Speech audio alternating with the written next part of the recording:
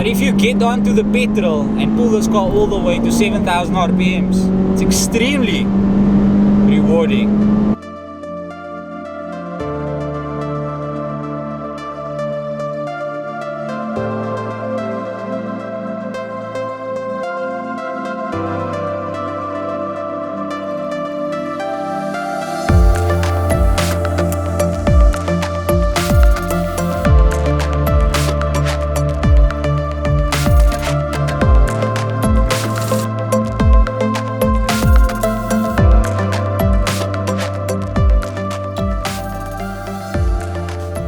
Hi, welcome to today's video. Today we're checking out the Renault Clio 3 RS Red Bull Edition. This is the acclaimed Renault Clio RS with a cup chassis and the 4-cylinder 2-liter normal aspirated 2-liter 16-valve engine. It's a screamer up to 7,000 RPMs and it's making 147 kilowatt and 250 Newton meters. Now what makes this edition that we're in right now quite special, the Red Bull edition, is the fact that Renault collaborated with Red Bull in 2011 and they won the Formula 1 World Championship as the engine supplier to Renault. And this car that we're in today is the celebration of that constructed title. Is this just a black Renault with some yellow decals and 18-inch wheels? Or have Renault genuinely pulled off a limited edition car? That's what we're about to find out. Let's start off with the interior of the car. What I like most about the Renault Clio Red Bull Edition is the fact that when you stand outside this car and you look at it, you can immediately see that this is a special car simply because of these babies. These Recaro racing bucket seats are unique to the RB7, the Red Bull Edition, and they set this car apart. Really, I love these seats not only because they look good and they give you that boy racer look, but because they are extremely functional. This is a proper bucket seat. If you get into this car, you need to jump into the car because the side bolstering is so high that you can actually injure your groin, which I've done a few times, simply because it's so challenging to get inside the car. Something you can get used to, but this is a proper bucket seat. Once you're inside here, you're not going to fall around. You're secured. Then we also have a checkered plate over here to show you what your manufacturer number is. Now this is a proper limited edition car. There were only 20 of these destined for South Africa, so there was only ever 20 that came to SA, and worldwide as 455 was the production number. So proper limited edition car, and there's a little plate to show you what number you are on the production line. Shift lever, we've got a manual gearbox here, nice weight on it. It's like a stainless steel type of material, very high quality. I mean, this is a 6-year-old car now, and I mean, this thing has just aged really well, and it's got a very good weight on it. Like if you change gears and you move the gear lever around, you can actually just chuck it around quite a bit because it's got a decent weight on it. And then you've also got some nice modern features here that you would expect in a premium type of hatchback, and that is you got keyless start, dual climate control, keyless entry as well. I'll actually show you the key. The key is a card. Looks like this. So it's a little card. Yeah, that's the key. You don't have an infotainment system. You do have an LCD screen. Shows all the basic stuff. You've got MP3, CD, aux. The only thing that I don't like about this interior, I love the simplicity of it. This is a proper driver's car. The simplicity is amazing. But it's the fact that the trimming that they've used around the CD player, it's just faded a little bit. So it just looks a bit tacky and it just looks cheap. It's just one of the cheapest materials that they've used. The sound is fairly decent. And then the space at the back is actually quite decent as well. I can sit behind myself in my driving position and still have a decent amount of legroom. You'll probably be able to fit 2 adults at the back for short journeys, but I mean, this is a small car. The boot is only 288 liters, so definitely inside here is more suited for a single person or a young couple. What I don't like about this car is just inside. It's just the fact that all the cup holders seem to me like they're just one size too small. I had a 500ml gym bottle here and I just couldn't fit it anywhere besides the door cards. I had to throw it in the door cards because it can't fit in the center. It can't fit here behind the handbrake lever. So I don't know, that's a little bit retarded. On the safety side, this car is up to standard. There is 6 airbags fitted to this car, so typical the Renault style safety is up to the notch. Let's have a look outside. Now outside is where the RB7 really sets itself apart from other Renault Clio models. Let's go over some of the differences. It's the only car to be fitted with the 18-inch Interlagos wheels that's wrapped in Bridgestone tires, run flat tires, and it's also got this unique color scheme. It's black and yellow. Paint is called Profound Black, and the color is Sirius Yellow. So we have a Sirius Yellow front splitter, mirrors, and F1 style rear apron is also Sirius Yellow, and then we have little Red Bull stickers on the side of the car, and then we also have the checkered flag on top. Now these fenders, they've got grooves in them with some nice gills just to cool down the brakes, and that's proper F1 technology that they've incorporated with that car. It's not unique to the RB7, but it's a hell of a nice feature to have on a hot hatch.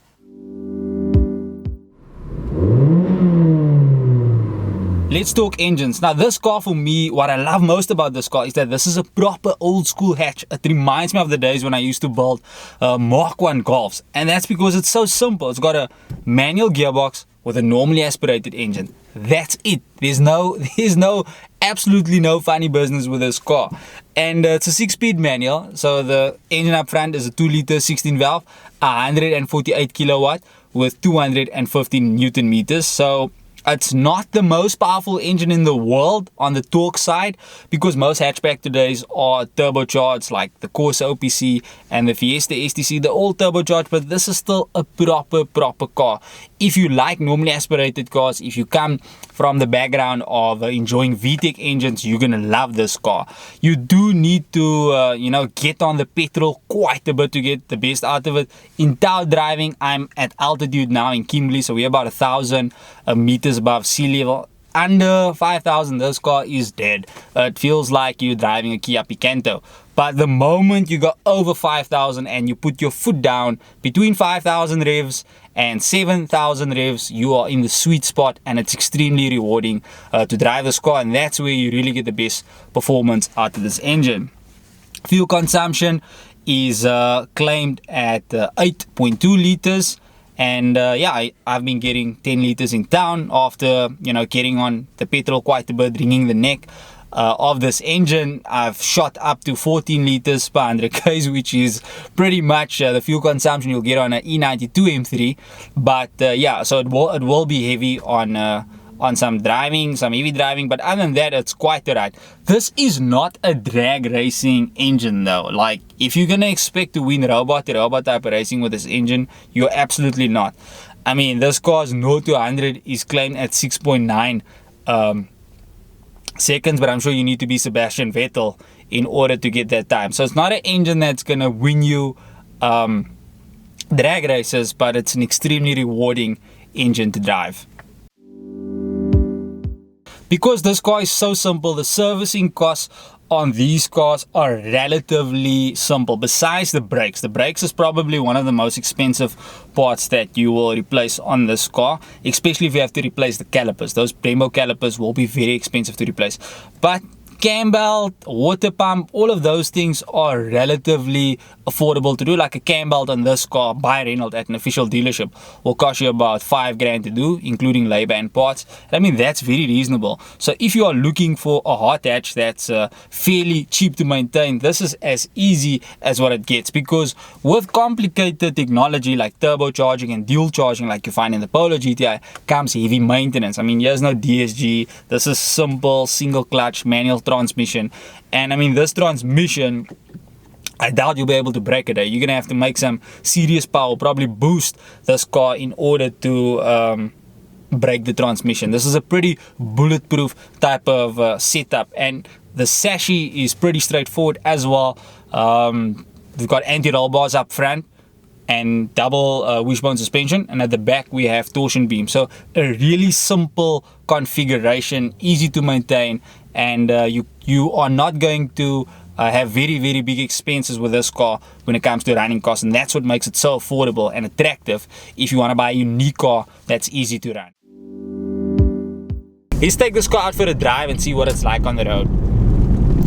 I'm driving this car in Kimberley now, and I'm on a fairly bumpy road, and the suspension, it just doesn't agree with bumpy roads, really. The suspension, this cup chassis is set up for track days, mountain pass, breakfast runs with great roads, that type of vibe. It just doesn't like bad roads. It's extremely harsh, and you really need to, watch every imperfection on the road because you feel it through your bones. And the run flat tires doesn't help either, because their characteristics are that they're very hard default without even going over a bad road. So in town driving,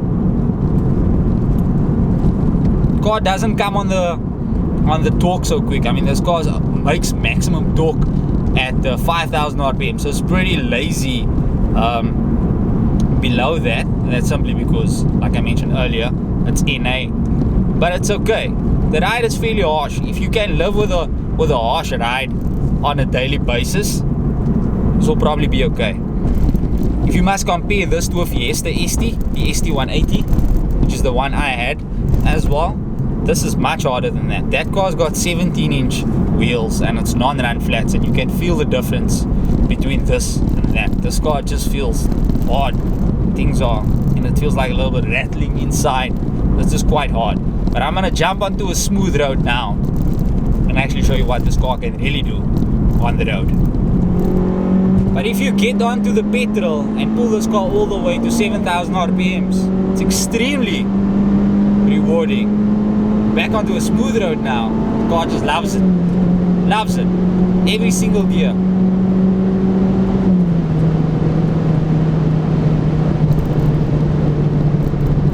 That felt very good. Actually, I'm lying. That felt amazing.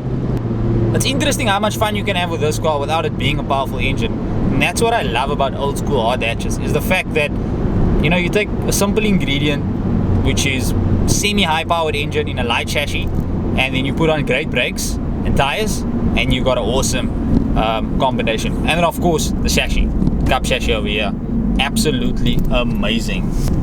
Okay, now this is what this car likes. Woohoo! Yay! Just feel that understeer. Beans, give me beans. Give me beans. Yes, I'll give it to you. Absolutely. Love this car. Handling is amazing. All the way pulling up to 7,000 RPMs. Absolutely clean. That's the sweet spot. You can feel this car presses you back. It's like, give me more. Give me a little bit more of that. Got ABS on here and EBD. So on the performance side, you can brake relatively hard. Of course, you got the 4-pot Brembo brakes as well. But that's what this car loves. You need to really push this car to get the best out of it. Flat, little bit of understeer, massive grip. Oh yes, that's rewarding. That's definitely rewarding. I mean, I just switched to third now, and this car is still pressing me back. It's still pressing me back, and that's what you can get with normal aspirated. You don't need a turbo to have fun. And the performance of this car is surprisingly well for the high altitude that we had. And this is a proper driver's car. This is really a fun car, a chuckable car. The suspension is absolutely excellent. This is an excellent suspension on here, and it gives me so much confidence. And paired with the brakes, it's the perfect package if you want to really push the car on the weekend. You can tolerate a hard drive Monday to Friday. That's not a problem. You want one car, you can tolerate a hard drive from Monday to Friday, but when it's gonna hit Saturday, you're gonna hit the track. With this car, you're gonna be chasing much faster cars in front of you, because on a track, it's not only about straight line performance. Absolutely not.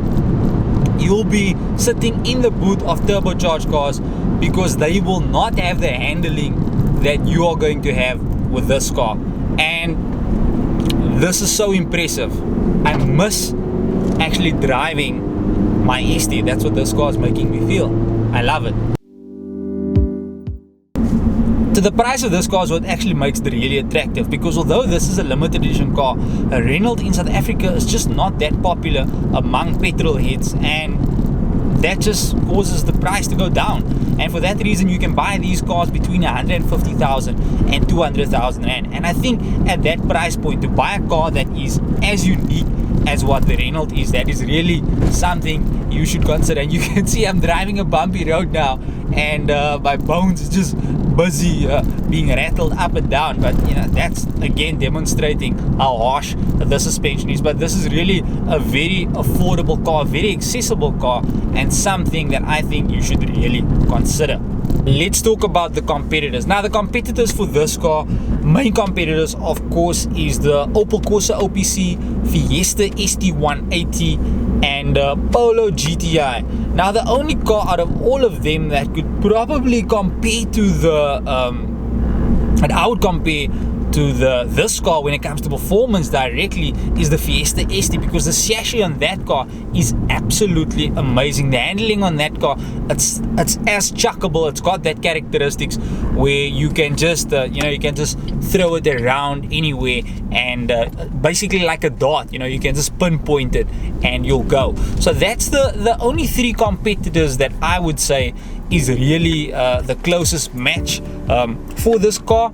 Of course, none of them are limited edition. You do get the ST200, which is limited, and the OPC Nürburgring, which is limited, but they're much more expensive. You're not going to find them in this type of price bracket. And the Polo GTI, super complicated technology, dual charging, Megatronic issues with a DSG gearbox, very high maintenance. The ST180 is not that high maintenance. The OPC is not known for reliable engines. I know a few guys with broken OPC Corsa engines, so I wouldn't stay there. If I had to pick, it would definitely be between this car and the Fiesta ST180. So what's the verdict of this car?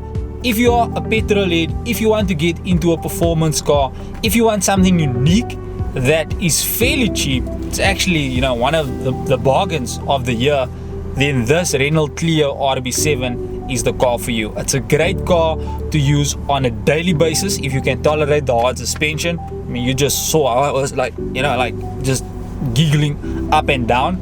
So it's quite harsh to live with, but extremely rewarding if you are on the limiter.